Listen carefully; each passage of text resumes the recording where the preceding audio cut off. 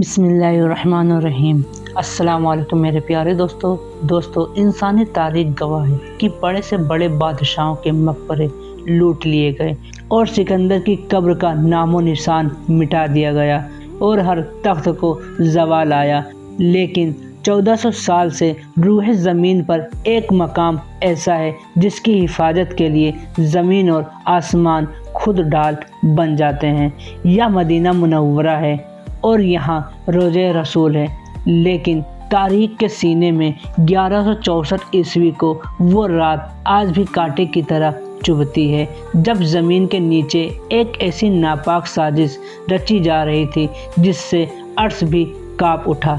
ایک سرنگ جو کسی ہیرے زیورات کی تلاش میں نہیں کھودی جا رہی تھی، بلکہ وہ سرنگ کائنات کے سب سے مقدس جسم اور ہم سب کے پیارے آقا محمد مصطفیٰ صلی اللہ تعالیٰ علیہ وسلم تک پہنچنے کے لیے کھودی جا رہی تھی۔ مدینہ سو رہا تھا، لیکن ہزاروں میل دور شام کے شہر دمشق میں ایک بادشاہ کی نیند اڑ چکی تھی۔ یا سلطان صلاح الدین جنگی تھے، عالم اسلام کے وہ حکمران جن کی ہیبت سے صلیبی بھی کانپتے تھے، لیکن اس رات سلطان اپنے بستر پر پسینے میں تربتر ہو کر اٹھ گئے۔ انہوں نے خواب میں دیکھا کہ سرکار دو جہاں صلی اللہ تعالیٰ علیہ وسلم خود تشریف لائے، مگر منظر دل دہلا دینے والا ہے۔ رسول اللہ صلی اللہ تعالیٰ علیہ وسلم دو لوگوں کی طرف اشارہ کر رہے ہیں جن کے چہرے سرخ اور آنکھیں نیلی تھیں، اور نبی صلی اللہ تعالیٰ علیہ وسلم نے حکم دیا، نور الدین، میری قبر کی اور دو شیطانی ہاتھ بڑھ رہے ہیں۔ وہ شیطانی ہاتھ یہودی کے تھے اور کہا، انہیں روکو۔ سلطان جنگی چیخ مار کر اٹھ گئے، جسم کانپ رہا تھا، آنکھوں سے آنسو جاری ہو گئے۔ وہ سمجھ نہیں پا رہے تھے کہ اس خواب کا کیا مطلب ہے۔ نبی صلی اللہ تعالیٰ علیہ وسلم کو کس سے خطرہ ہو سکتا ہے؟ سلطان نور الدین زنگی نے اسی وقت وضو کیا، نفل نمازیں پڑھی اور دوبارہ لیٹ گئے، مگر خواب پھر آیا، وہی دو چہرے، وہی پکار۔ 3 بار ایسا ہوا۔ اب سلطان کے لیے اپنے محل میں ایک لمحہ بھی رکنا بھی ناممکن ہو گیا تھا۔ رات کے آخری پہر انہوں نے اپنے وزیر کو طلب کیا۔ یہ وزیر صرف ایک مشیر نہیں بلکہ ایک صاحب بصیرت انسان تھے۔ سلطان نے روتے ہوئے اپنا خواب بیان کیا۔ وزیر نے فوراً کہا، اے ہمارے سلطان، آپ ابھی تک یہاں بیٹھے ہیں، مدینہ منورہ پر کوئی بڑی آفت آنے والی ہے، آپ کو فوراً وہاں پہنچنا ہوگا۔ اسی وقت حکم جاری ہوا۔ یہ کوئی سرکاری دورہ نہیں تھا، یہ ایک خفیہ مشن تھا۔ سلطان نے 20 بہترین گھڑ سوار اور بہت سارا مال اور دولت ساتھ لیا اور دمشق سے مدینہ کی طرف روانہ ہو گئے۔ تاریخ لکھتی ہے کہ وہ سفر جو مہینوں میں طے ہوتا تھا، سلطان نور الدین زنگی نے صرف 16 دن میں طے کر دیا۔ وہ راستوں میں کہیں نہیں رکے، نہ آرام کیا، نہ سوئے۔ ان کی آنکھوں میں صرف ایک ہی تصویر تھی، وہ دو خوفناک چہرے۔ جب سلطان مدینہ پہنچے تو شہر کی فضا سوگوار تھی۔ سلطان نے سیدھا مسجد نبوی کا رخ کیا، روضہ رسول صلی اللہ تعالیٰ علیہ وسلم پر اپنی حاضری دی۔ آنسوؤں کا سیلاب جاری ہو گیا جو رک نہیں رہا تھا۔ لوگ حیران تھے کہ شام کا بادشاہ اچانک یہاں کیسے؟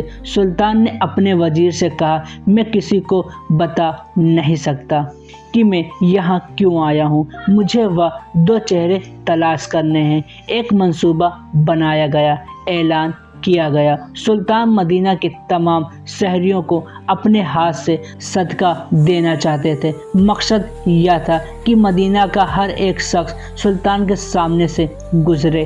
اگلے دن مسجد نبوی میں ہجوم لگ گیا۔ شہر کا ہر بوڑھا، بچہ اور جوان قطار میں کھڑا ہو گیا۔ سلطان ہر چہرے کو غور سے دیکھنے لگے اور پھر مایوسی سے نظر ہٹا لیتے۔ گھنٹوں گزرتے گئے، لوگ آتے گئے، خزانہ ختم ہوتا گیا، مگر وہ دو چہرے کہیں نظر نہیں آئے۔ شام ہو چکی تھی، خزانہ خالی ہو گیا تھا، مگر سلطان کی تلاش ادھوری تھی۔ وہ परेशान थे कि कहीं ख्वाब सिर्फ एक वहम तो नहीं, मगर दिल गवाही नहीं दे रहा था और कह रहा था कि खतरा अभी टला नहीं है। सुल्तान ने मदीना के गवर्नर से पूछा, क्या कोई ऐसा शख्स बाकी है जो मुझसे मिलने न आया हो? गवर्नर ने सोचा और जवाब दिया, नहीं सुल्तान, सब आ चुके हैं सिवाय 2 मगरबी लोगों के, और वो बहुत नेक और मुत्तकी लोग हैं। वह किसी से कुछ नहीं लेते बल्कि खुद खैरात करते हैं। या सुनते ही सुल्तान नूरुद्दीन जंगी की आंखों में एक चमक आ गई। उनका दिल जोर से धड़कने लगा। उन्होंने हुक्म दिया, इन्हें फौरन मेरे सामने पेश करो।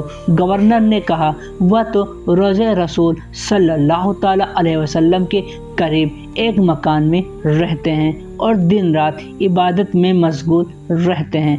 सुल्तान ने कहा, तो हम खुद ही उनके पास जाएंगे। सुल्तान अपने मुहाफिजों के साथ मस्जिद नबवी के करीब इस छोटे से मकान में दाखिल हुए। वहाँ 2 शख्स मौजूद थे, लंबी दाढ़ियाँ, हाथों में तस्बीह। लेकिन सुल्तान नूरुद्दीन जंगी की नज़र जब उन पर पड़ी तो उन दोनों के पैरों के नीचे से ज़मीन खिसक गई। या वही 2 चेहरे थे, वही सुर्ख रंग, वही नीली आंखें, या वही शैतानी लोग थे जिन्हें नबी करीम सल्लल्लाहु ताला अलैहि वसल्लम ने ख्वाब में दिखाया था। सुल्तान ने गुस्से पर काबू पाते हुए पूछा, तुम कौन हो? यहाँ क्यों आए हो? उन्होंने मासूमियत से जवाब दिया, हज के लिए आए हैं और अब नबी सल्लल्लाहु ताला अलैहि वसल्लम के पड़ोस में रहने की शहादत हासिल कर रहे हैं। सुल्तान ने गरज कर कहा, सच बोलो, इससे पहले कि मैं सख्ती करूं। वो कस्में खाने लगे कि वह सिर्फ इबादत गुजार हैं। सुल्तान ने इधर उधर देखा और कमरे में मुसल्ले और सिर्फ चंद किताबें दिखाई दी। सब ठीक लग रहा था। लोग हैरान थे कि सुल्तान इन नेक बंदों पर शक क्यों कर रहे हैं, लेकिन सुल्तान का यकीन पुख्ता हो गया था। वो खुद आगे बढ़े, कमरे में बिछी हुई एक चटाई को हटाया। नीचे फर्श था, लेकिन जब उन्होंने फर्श को ठोका तो आवाज़ खोखली आई।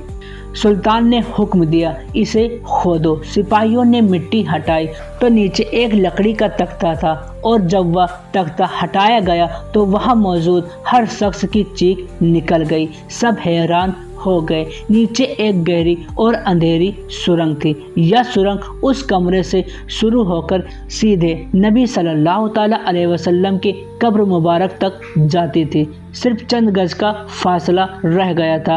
अगर सुल्तान नूरुद्दीन जंगी सही वक्त पर न आते, अगर सुल्तान नूरुद्दीन जंगी आने में एक दिन भी देरी कर देते तो यह जालिम अपने नापाक इरादों में कामयाब हो जाते। अब वो दोनों कांप रहे थे। सुल्तान की तलवार उनके सर पर थी। उन्होंने सब सच उगल दिया। उन्होंने एतराफ़ किया कि वो मुसलमान नहीं हैं बल्कि यहूदी और क्रिश्चियन हैं, और उन्होंने कहा कि हमें स्पेन अंदुस के ईसाई हुक्मरानों ने यहाँ भेजा है। उनका मंसूबा यह था कि वह सुरंग खोदकर नबी सल्लल्लाहु ताला अलैहि वसल्लम का जिस्म मुबारक निकालें और उसे यूरोप ले जाकर मुसलमानों को शिकस्त दे दे। वो रात को सुरंग खोदते और मिट्टी को चमड़े के थैलों में भरकर मदीना से बाहर फेंक देते।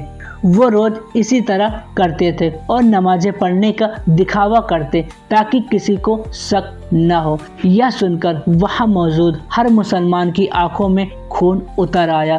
सुल्तान नूरुद्दीन जंगी जारोतार रोने लगे। उन्होंने अल्लाह का शुक्र अदा किया कि तूने इस खिदमत के लिए इस गुनहगार नूरुद्दीन जंगी को चुना। अगली सुबह मदीना की तारीख का एक इबरतनाक दिन था। इन दोनों मुजरिमों को उसी जगह ले आया गया जहां उन्होंने यह साजिश रचाई थी। सुल्तान के हुक्म पर उन दोनों को मस्जिद नबी के बाहर इबरतनाक सजा दी गई।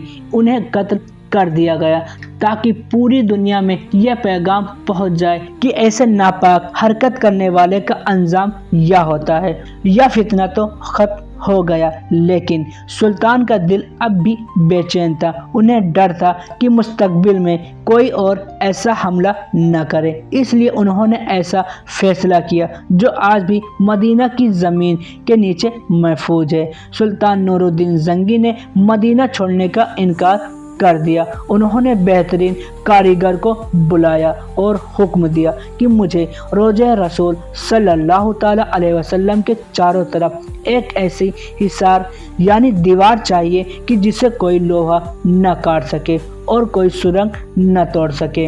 فیصلہ دیا گیا، حکم کی تعمیر ہوئی، سیسہ پگھلائی ہوئی دیوار بنائی گئی، قبر انور کے چاروں طرف گہری خندق کھودی گئی۔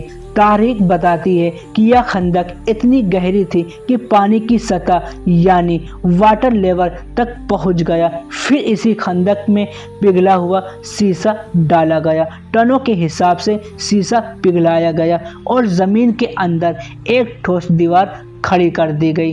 کبھی مصر کے پاگل حکمران کوشش کی تو اللہ نے مدینہ پر ایسا طوفان بھیجا کہ لشکر تباہ ہو گیا۔ کبھی صلیبی زنگجو یہ کوشش کرتے رہے پر وہ اس ناپاک کوشش میں ہمیشہ ناکام رہے اور انہیں شکست ملتی رہی، مگر ہر بار نتیجہ ایک ہی نکلا، اللہ نے اپنے محبوب کی حفاظت کا ذمہ خود لیا۔ جیسے کہ قرآن میں ارشاد فرمایا گیا ہے کہ اللہ آپ کو لوگوں کے شر سے محفوظ رکھے گا۔ آج جب ہم مدینہ جاتے ہیں اور اس ہرے گنبد کو دیکھتے ہیں تو ہمیں یاد رکھنا چاہیے کہ اس امن کے پیچھے کتنے پہرے دار کی قربانیاں موجود ہیں۔ سلطان نور الدین زنگی صرف ایک بادشاہ نہیں تھے، وہ ایک سچے عاشق رسول تھے۔ اللہ نے انہیں بادشاہت اس لیے دی تھی تاکہ وہ اپنے حبیب صلی اللہ تعالیٰ علیہ وسلم کے آرام گاہ کی حفاظت کر سکے۔ یہ واقعہ ہمیں سکھاتی ہے کہ اس کے رسول صلی اللہ تعالیٰ علیہ وسلم صرف دوا نہیں بلکہ عمل کا نام ہے۔